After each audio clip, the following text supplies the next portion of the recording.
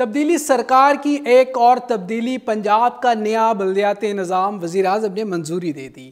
واسا development authorities, park and horticulture authority بلدیاتی حکومتوں کے ماتحت ہوں گے۔ مسودہ قانون پنجاب کابینہ اور پھر اسمبلی میں پیش کیا جانے کا اعلان کر دیا گیا۔ علیم خان نے اس کی تصدیق کر دی۔ وزیر اعظم کی جانب سے پنجاب کے نئے بلدیاتی نظام کی منظوری دے دی گئی۔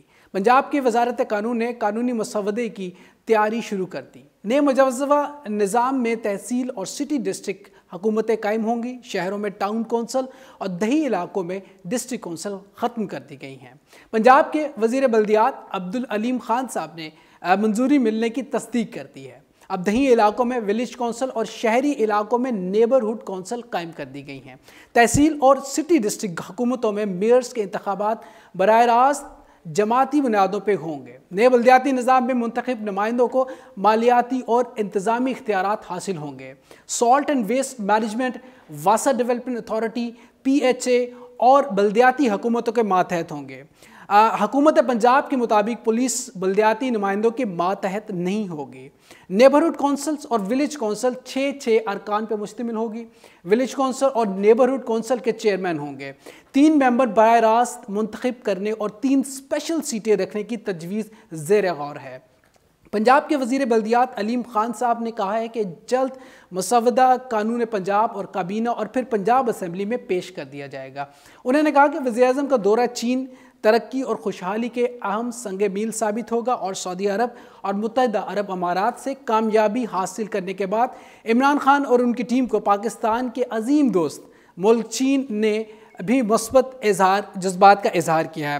یقیناً ماضی کی حکومتوں کی جانب سے اگر بلدیاتی نظام کی ہم بات کریں تو اس کے اوپر خاص توجہ نہیں دی گئی۔ خاص طور پہ بلدیاتی نظام اور بلدیاتی جو نمائندگان تھے ان کی جانب سے بھی احتجاج دیکھا گیا، اور یقیناً اس کی ایک بڑی وجہ یہ تھی کہ اداروں کی جانب سے خاص طور پہ صوبائی حکومتوں کی جانب سے منصفانہ طور پہ بجٹ کی ٹرانسفر، اور خاص طور پہ جو صوبائی نمائندگان تھے اور بلدیاتی نمائندگان کو اختیارات نہ دینا ایک بڑی وجہ تھی۔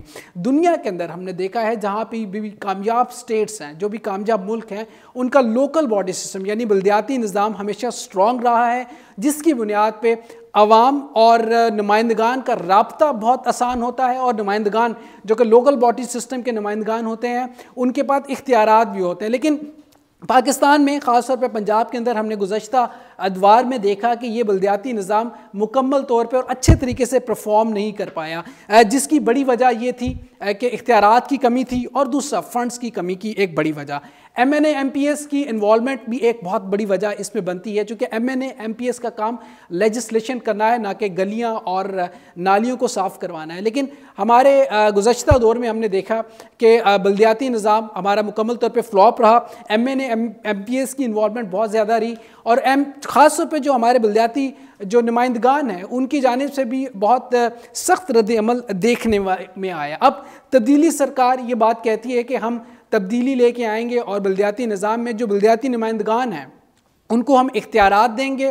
اختیارات دینے کے ساتھ ساتھ ان کو ہم امپاور کریں گے تاکہ وہ لوگوں کے ساتھ جو عوام کے مسائل ہیں وہ ان کے ساتھ ان کا حل کرنے میں فوری حل کر سکیں۔ اور اس کی ایک بڑی وجہ یہ ہے کہ اختیارات کے ساتھ ساتھ فنڈز کی کمی جو ہے وہ بھی اگر دور کی جائے، اور جو لوگوں کے مسائل ہیں، جو عوام کے مسائل ہیں، جو نچلی سطح پہ لوگوں کے مسائل ہیں، ان کو حل کرنے کے لیے ان کو اختیارات دینا بہت ضروری ہے۔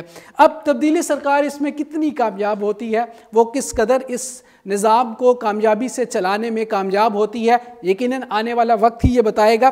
وزیر اعظم کی جانب سے نوٹیفیکیشن جاری ہو گیا، اب دیکھتے ہیں کہ آنے والے وقت میں یہ نظام کس طرح چلتا ہے، اور خاص طور پہ دیکھتے ہیں بلدیاتی نمائندگان کو کتنا اختیارات دیے جاتے ہیں۔ آج کے پروگرام کے لیے اتنا ہی۔ مزید پروگرام کے ساتھ آپ کی خدمت میں حاضر ہوں گے، تب تک کے لیے اجازت دیجیے۔ اللہ نگہبان، پاکستان زندہ باد۔